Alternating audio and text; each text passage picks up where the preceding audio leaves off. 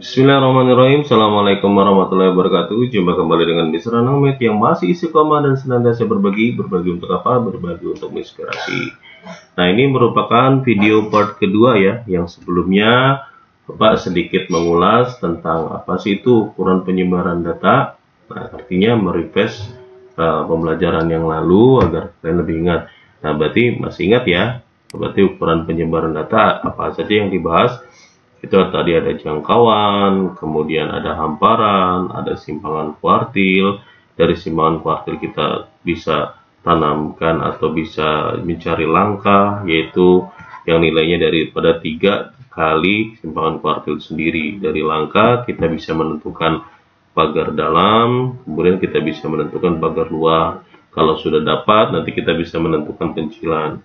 Kemudian yang keempat adalah simpangan rata-rata. Nah, itu pembahasan kita yang terakhir di ukuran penyebaran data yang data pertama ya, artinya simpangan rata-rata.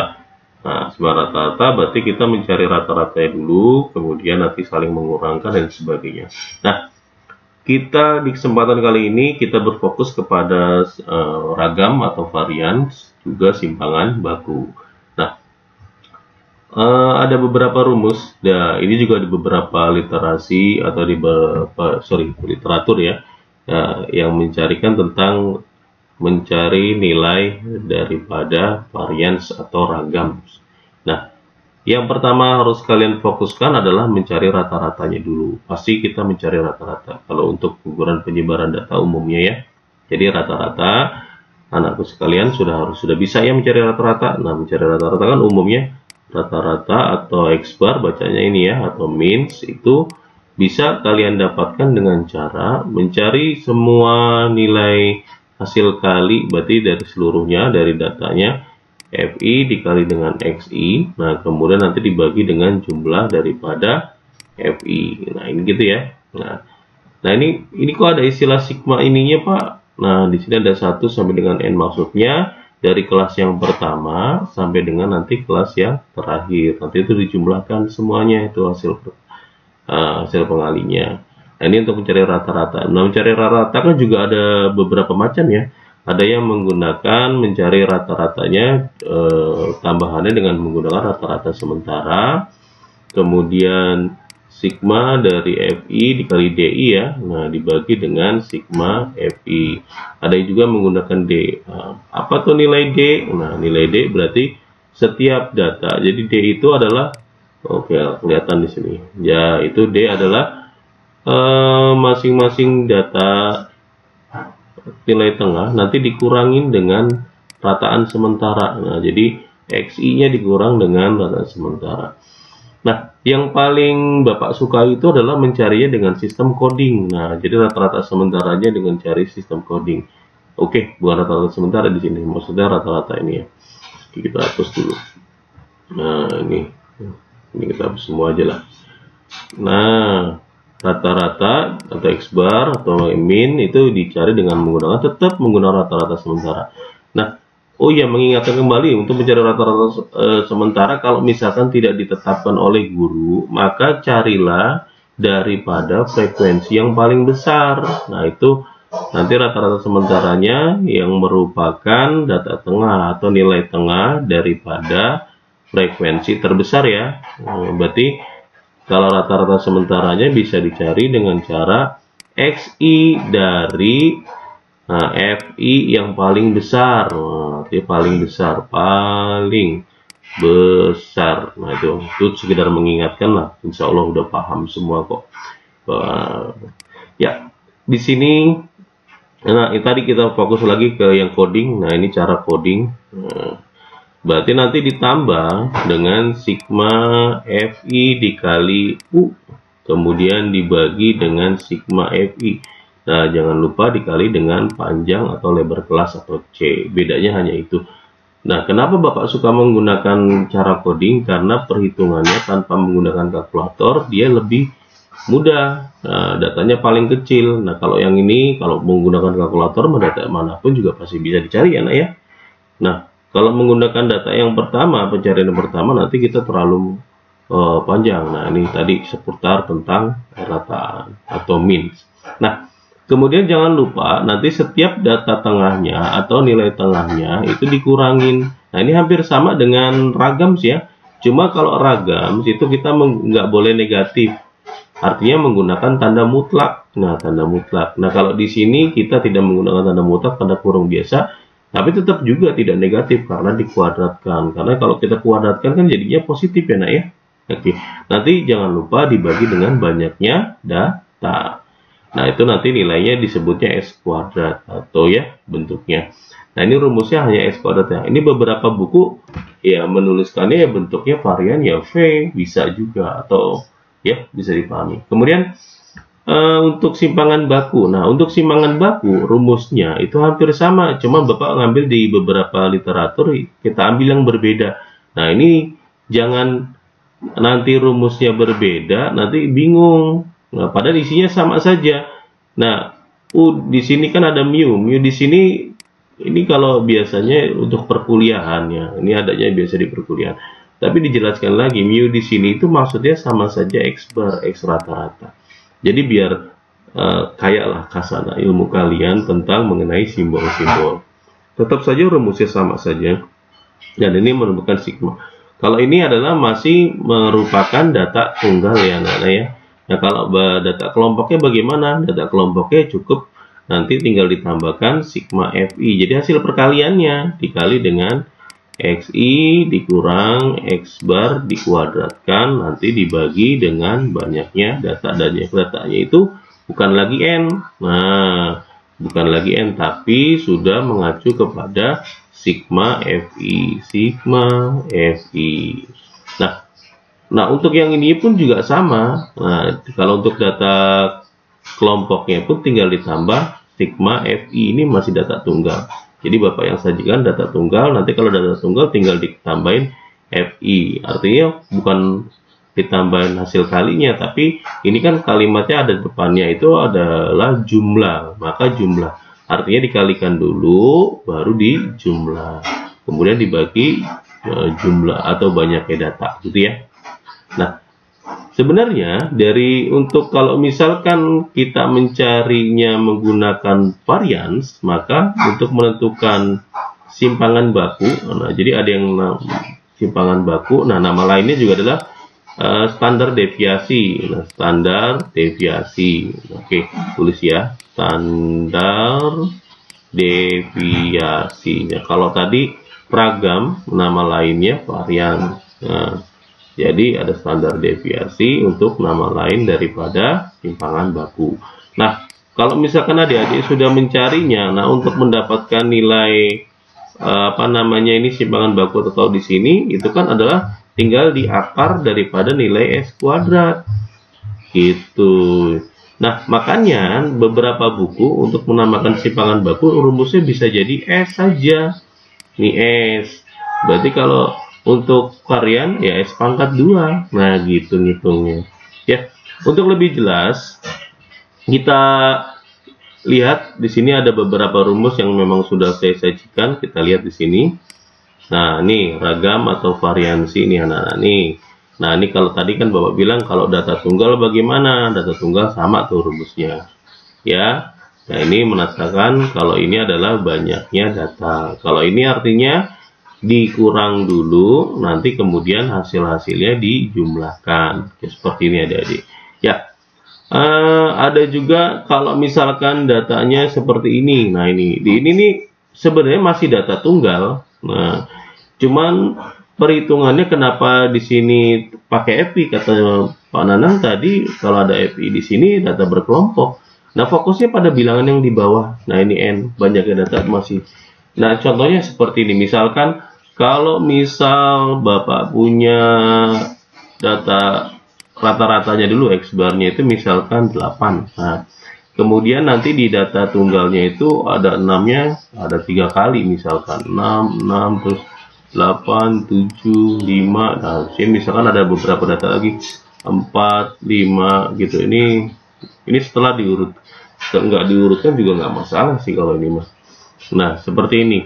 Nah, misalkan data di sininya, nah ini hasilnya kita jumlah dulu ya. Nah, ini Ini sudah melakukan perhitungan. Nah, perhitungan 4, perhitungan 5, sekarang perhitungan 6. Nah, ini.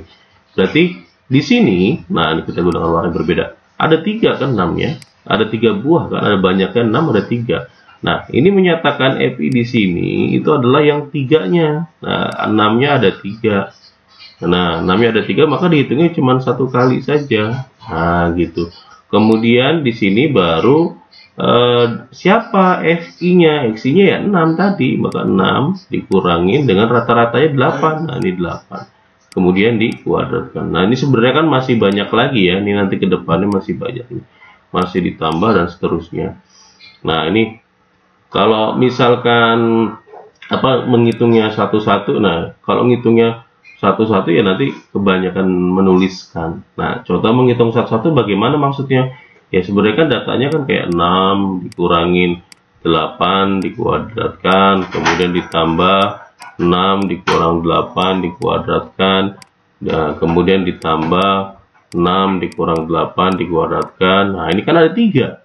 Nah, daripada repot menuliskan 3 sebanyak ini, lebih baik kita menggunakan perkalian. 3 dikali 6 dikurang 8 dikuadratkan. Nah, seperti itu anak-anak. Ya, paham ya, ya? Nah, kemudian jika, nah ini sudah nih. Kemudian ini artinya sudah paham ya. Jadi menghitungnya tidak seperti yang pola yang di atas, tapi justru merujuk kepada perkaliannya. Nah, kemudian kita membahas tentang data kelompoknya. Nah, data kelompoknya tadi seperti yang tadi sudah Bapak jelaskan, bahwa di sini kita ada FI-nya, kemudian di sini juga ada FI-nya. Nah, berarti kan ada data. Berarti nanti masing-masing dikali. Nah, sebenarnya sama saja. Misalkan yang nilai tengahnya ada, anggap saja ini nilai tengah ya. Yang nilai tengahnya 6 ada berapa? 3. Nah, seperti itu. Berarti nanti 3 dikali 6. Itu caranya. Kemudian yang 5-nya ada 2 di sini. Berarti nanti 5 dikali 2. Nanti semua itu. Artinya tapi data tengahnya setelah dikurangin dengan rata-rata ya, ya. Nah, nanti setelah untuk lebih jelasnya nanti kita ke data berikutnya. Nah, data berikutnya kita bukan ke data berikutnya ya, slide berikutnya. Nah, ini slide. Nah, di slide ini Bapak contohkan data berkelompok ya. Kalau data tunggal kan sudah pernah lah. Atau nanti kita belajar ketika pas pembelajaran saja. Ini kan hanya bentuknya penjelasan. Oke. Di sini perhatikan data berikut. Nah, ini mengenai tinggi, tapi dalam meter. Berarti ini bukan tinggi badan. Kan nggak mungkin 19 meter tingginya. Bukan Nabi Adam ya. Oke.